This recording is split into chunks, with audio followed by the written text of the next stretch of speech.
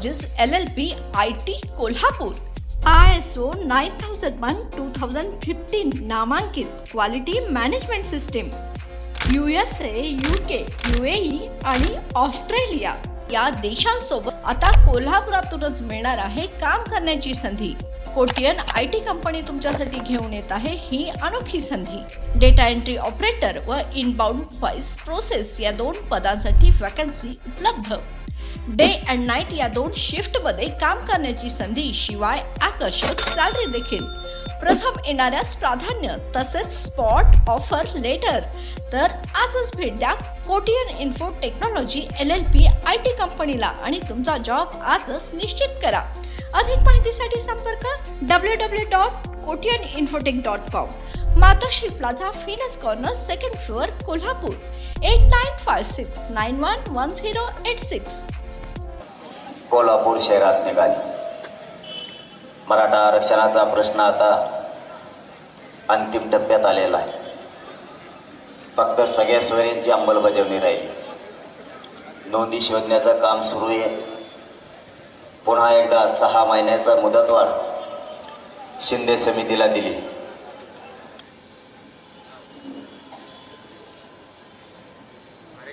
सगळ्या सोयऱ्यांची अंमलबजावणी फक्त आता राहिली. एकदा सगळ्या सोयरीची अंमलबजावणी झाली की मराठ्यांच्या आरक्षणाचा प्रश्न कायमचा निकाली निघणार. आणि ती घेतल्याशिवाय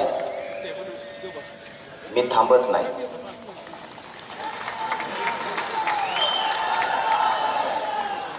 सरकारला काय ताकद लावायची ते लावू द्या.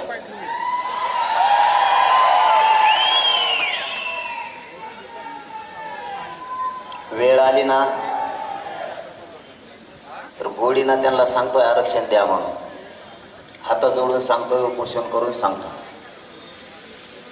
शेवटी नाहीच ऐकलं तर मला तुमच्यासाठी पर्याय नाही.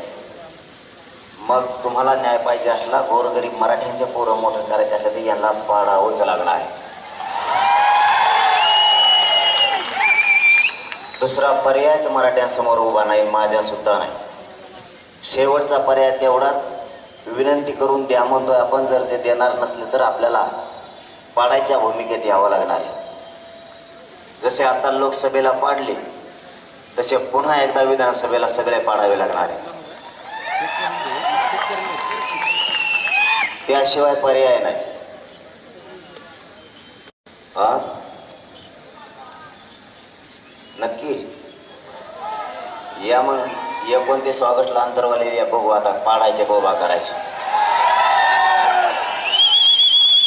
कोल्हापूर जिल्ह्यातल्या सगळ्या बांधवांनी प्रत्येक गावातून 29 ऑगस्टला अंतरवालेले. आज तुम्ही संकटात आहेत. महापूर या शाहूनगरीला पूर्ण वेढलंय. कोल्हापूर जिल्हा दुष्काळापेक्षा भयान या पाण्यामुळे दिसायला लागला. आम्ही येताना रस्त्यानं बघितलंय. त्यात परत स्टेडियमही काल त्याला पण आग लागली. भोसले साहेबांच्या लावली का लागली.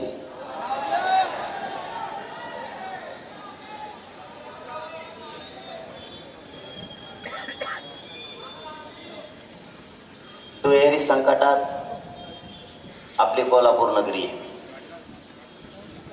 आम्ही आता शेतकऱ्याचं नुकसान येताना लक्षात आलं. ऊसाला जास्त परिणाम दिसला नाही. मधी असेल, माहित नाही, मधी असू शकतो. कडेना रस्त्याच्या बघितलं तर बाकीचे जे छोटे पीक आहेत त्यांचा पूर्ण सपडासाप झाला. रातरांगोळी होऊन बसली. मला कोल्हापूर जिल्ह्यातल्या मराठ्यांना एक विनंती करायची. कशात बी राजकारण नका करत. जातीचा विषय आला की जरा तुटून पडत आणि शेतकऱ्यांचा विषय आला की बाहेर निघायचं. ते ज्या धरणामुळे तुमचं प्रत्येक वर्षी नुकसान होतंय त्या धरणाकर एकदा बघा रे. ते काय ते नावच घेणारे अवघड. माझ्या पाठच व्हायना ते 4-5 दिवस झालं मी पाठ करतो. त्याला म्हणा तू बितड जरा खाली जाऊ दे तिकडे, मी बी येतो दुसऱ्या बारीन त्याचा बितड जरा खाली सरकू आपण. जर आपलं एवढं वाटोळं होणार असलं तर उघड्या डोळ्याने कवर बघणार आहेत आपण. त्या धरणाच्या पाण्यामुळे जर आपले शेतकरी उद्ध्वस्त होणार असले तर त्याच्यावर मार्ग काढला पाहिजे. आणि सरकार दोन्ही मिळून काढत नसले तर जनतेने काढला पाहिजे.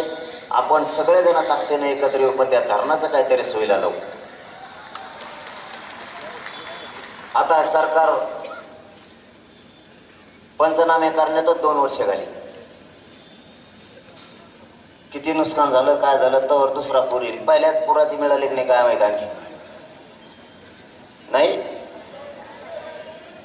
अरे मग कवर निवडून देणार यांना टाकान पाडू काय थोडी घाणलंय दिवस. लोक जरा जागे करा, कारण कोल्हापूर खूप संकटात सापडले. सांगली सुद्धा त्यांनाही पूर्ण पुरानं त्यांच्या शेताचा कार्यक्रम झालाय. जर आपल्या आईबापाने कष्ट केलेत आणि ते पिकच उद्ध्वस्त होणार असलं ज्याच्यामुळे होतंय त्याला ठेप्याला आणलं पाहिजे. हे आरक्षणाचा जरा विषय संपला ना, मी खरंच सांगतो तुम्ही फक्त साथ द्या, त्या धरणाकडेच बघू आपण. मी पण येतो.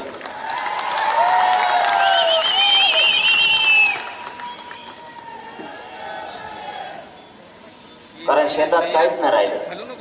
एकीकडून आरक्षण नाही, दुसरीकडून शेती साथ देत. शेतीना थोडी साथ दिली तर यांचं पाणी आपल्या रानात येते. म्हणजे बागायती झाली त्यांची आणि पिकं चालले आपली.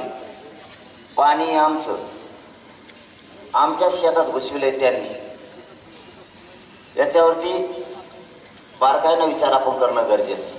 आरक्षणाचा विषय सोडून द्या तुम्ही 10 असले काय 10 लाख काढले काय. मनोज जरांगे आरक्षण मराठ्याला दिल्याशिवाय सोडितच नाही. आता त्याची काळजी नाही. मराठ्यांबरोबर मुस्लिमांचा धनगराचा प्रश्न बघतो, त्यांच्याही आरक्षणात हात घातला आपण. यावेळेस सरकारनं चारही बाजून आपल्याला घेरलंय. आता चारही बाजूनं विरोधी पक्षासेट माया मागा लावलेत त्यांनी. आता सत्ताधारी सगळे तेही माझ्या पाठीमागा लागले. मी केलंय काय मला हेच कळायला. गोरगरीब मराठ्यांना आरक्षण मिळू नये ही सरकारची भूमिका आहे. आणि माझी इच्छा आहे माझ्या मराठ्यांना आरक्षण मिळालं पाहिजे. त्यांची इच्छा आहे त्यांचा पक्ष आणि नेता मोठा करायचा. माझं स्वप्न आहे माझी जात आणि माझ्या जातीच्या पोरं मोठे करायचे. आता आपल्याला राजकारणाकडे जायचं नाही. आपल्याला राजकारणाकडे जायचं नाही, पण त्यांनी न्याय दिल्यावर पर्याय काय. 42 वर्ष झाले ही संघर्ष सुरू आहे. अण्णासाहेब पाटलांपासून हा लढा सुरू आहे. मग आता हे देणारच नसले तर मराठ्यांपुढे पर्याय काय. मी तर वारंवार सांगतोय, उपोषण करतोय की मला राजकारणात किंवा माझ्या समाजाला नाही जायचं, तुम्ही आरक्षण द्या. आता हे देतच नाही. उलट त्यांनी काही आमदाराच्या टोळ्या तयार केल्यात बदनाम करण्यासाठी किंवा आपल्या विरोधात आंदोलन करण्यासाठी. मराठ्याचे बी काही समन्वय फोडलेत त्यांनी, काही संघटना पण फोडल्यात. हे कुठाने करण्यापेक्षा सरकारनं आरक्षण द्यायला पाहिजे. मग आता हे जर ते करत नसले तर सरकारमध्ये गेल्याशिवाय गरिबांना पर्यायचं नाही. आणि यावेळेस सगळ्यांची इच्छा आहे, कोल्हापूरकरांची हाई का.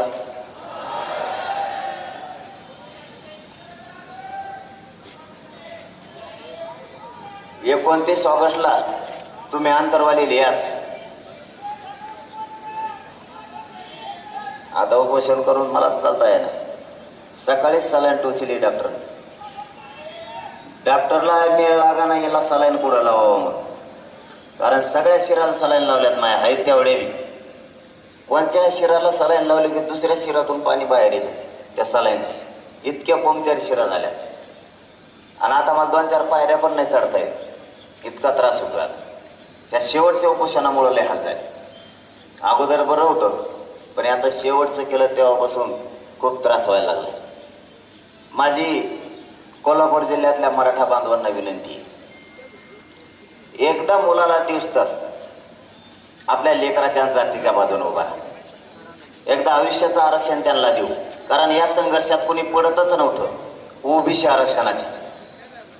वेगळं म्हणायचे किंवा काही म्हणायचे, ओबीसीतून मराठ्यांना आरक्षण याच्यात कोणी भागच घेत नव्हतं. आता आपण याला ताकद लावली तर थोडं अंतिम टप्प्यात येऊन ते थांबले. जर मराठ्यांनी ताकदीनं ताकद लावली तर सगळ्या मराठ्यांना या राज्यातल्या ओबीसीतूनच आरक्षण मिळणार आणि ते कोणाच्या बापाला उडणार सुद्धा नाही कोणा. कारण आपण 10% न मागितलेलं आपल्याला दिल्यामुळं आपलं ईडब्ल्यू सुद्धा त्यांनी घालवलं आणि 10%च्या ईसीबीसीच्या आरक्षणाचा सुद्धा पोरांना फायदा यासाठी घेता येणार की व्हॅलिडिटी लवकर दिली जात नाही अधिकाऱ्यांकडून.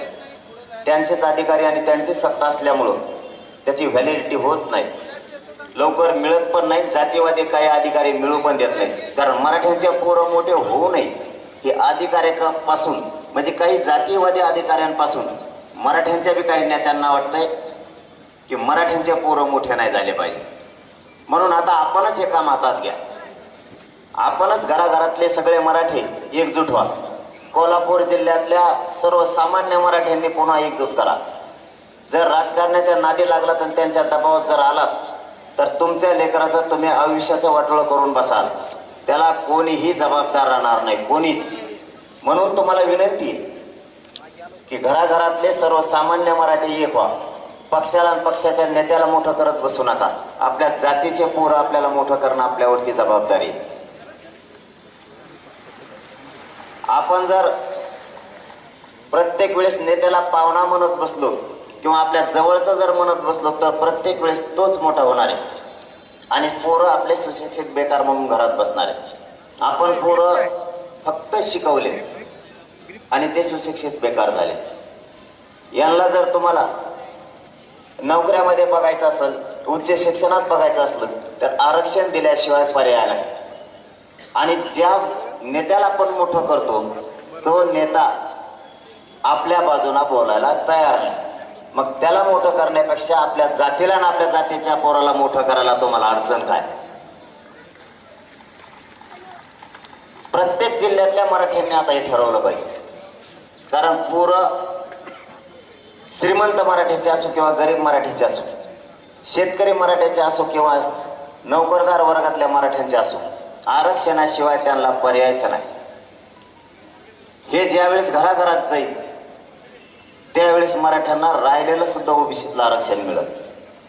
कारण या कोल्हापूरवर 2 संकट आहेत. त्यामुळं कोल्हापूरचा समाज, कोल्हापूरची जनता खचल्यासारखे वाटायला लागली की या संकटातून बाहेरच निघता येत नाही.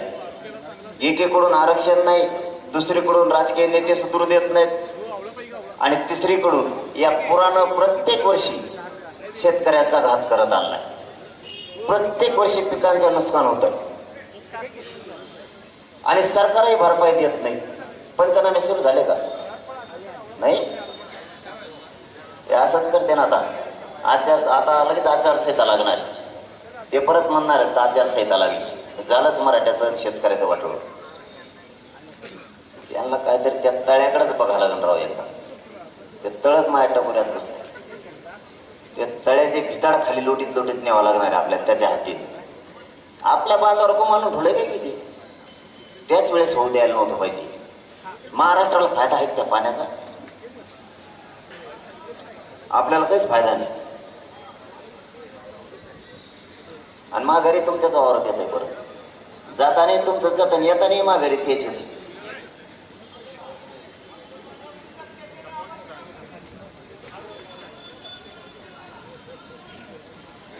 ते कळलं मला.